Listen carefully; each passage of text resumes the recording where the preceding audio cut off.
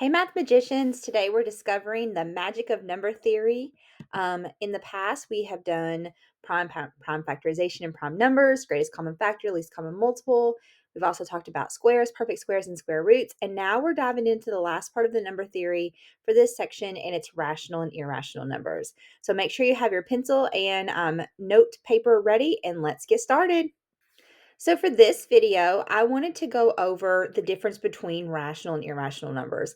Up to this point, you've dealt with a lot with rational numbers, and so you might have heard about irrational numbers, but you're really not using it until you get into those upper algebra 2 courses. You'll use rational numbers a lot in pre-calculus. So we're going to explore this some. We'll be talking about the real number system, the difference between rational and irrational numbers. You'll have a chance to kind of check your work, and we'll be looking at irrational numbers on a number line. So I have 4 groups. Take a look at the 4 different groups that I have. Can you think of a way to make these 2 groups out of the 4 sets of numbers? Pause the video and see if you can rearrange these 4 groups into 2 different groups. Okay, so now that you've had a chance to look at that, you might have noticed that you've got some like counting numbers here. We call those natural numbers. In group 2, we have like negative numbers. We call them integers. Group 1 is also integers, but we refer to them as natural numbers. Group 3, this is where we got our fractions. And then group 4, we're introduced to the pi symbol, a square root, and then something with like dot, dot, dot telling you that it's repeating. So I would begin to think, okay, these are things that we've been familiar with, and these are things that we are, those of you who are in 8th grade, you're familiar with some of these things, but those of you in 6th and 7th grade, these might be relatively new to you all. Um, so let's look at the real number system. So the real number system is the set of all real numbers. Now, did you know that there are imaginary numbers? When you get into calculus and like differential equations and those harder AP classes, you're going to be dealing with more of imaginary numbers. But for now, we're going to be dealing with in the real number system, and it's separated into 2 categories: rational, which is you've worked with. Those are your natural counting numbers, your whole numbers, your integers, your fractions, your decimals, the things that all go into a fraction. And then we're going to be talking about those irrational numbers like pi. We're going to talk about something called the golden ratio, and then also a few other things. So if you go back to where you grouped it, you may have grouped it something like this, grouped 1, 2, and 3. Those are all rational numbers. All of these numbers in these groups can be written as a fraction. Even our counting numbers. 1 can be written as a fraction because we can do 1 over 1.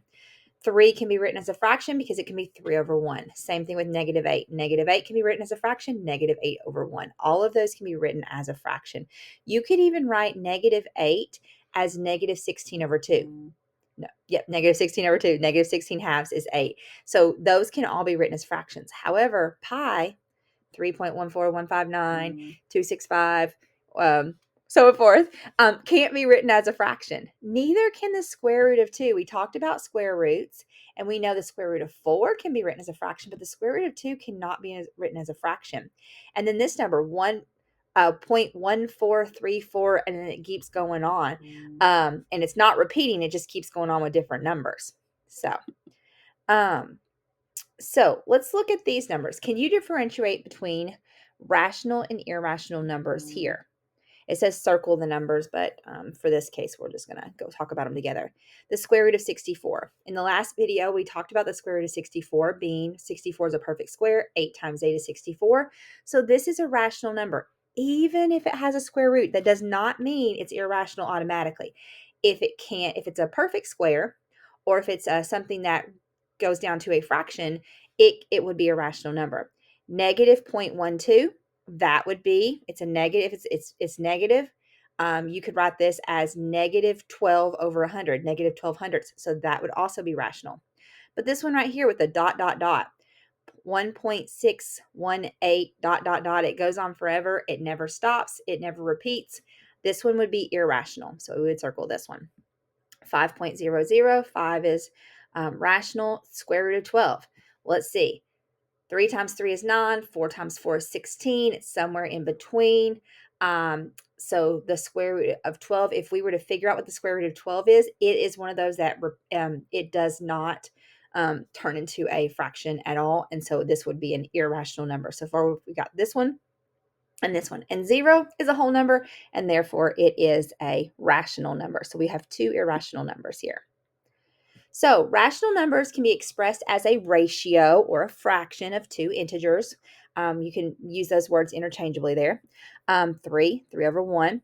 0.333, it's got the dot, dot, dot. However, remember 0.333, that 3 is repeating. It's a repeating decimal. It turns into 1/3 as a fraction, so it is a rational number.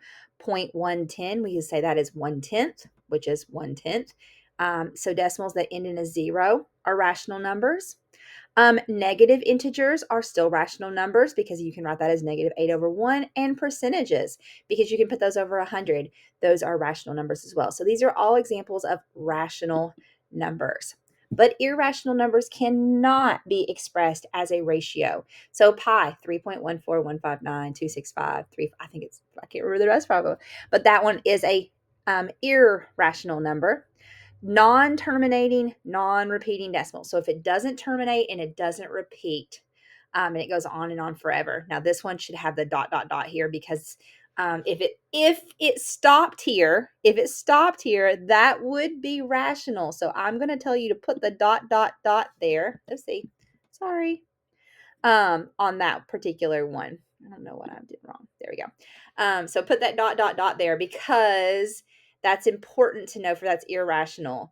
So sorry about that there. And the square root of 2, the square root of a non-perfect square on this particular case is an irrational number.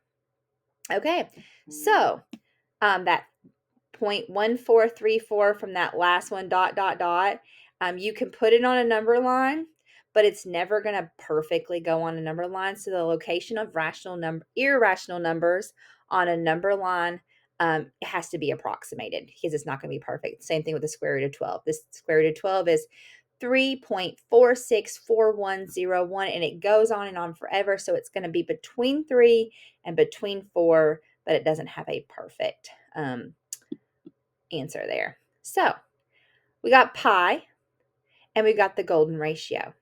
Now, you might have to look up what the golden ratio is. I will tell you that the golden ratio is a mathematical constant found like in art. It's also found in nature. It's found in architecture. You find it in mathematics when we're dealing with like significant number theory, like the Fibonacci sequence. If you haven't had a chance to look up the Fibonacci sequence, look that up. The golden ratio is an irrational number, but it's approximately 1.618. 1.618. Okay, so 1.618 is going to go up between the 1 and the 2, a little bit more than halfway between the 1 and the 2, because it's 1.618. Pi is approximation is 3.14, so it's going to be really close to the 3. It's going to be right here. So if you get a chance, look up pi, look up the golden ratio, look up the Fibonacci sequence, kind of dig a little bit deeper. But this is some examples of number theory and how you would use irrational numbers. Have a great day. Bye.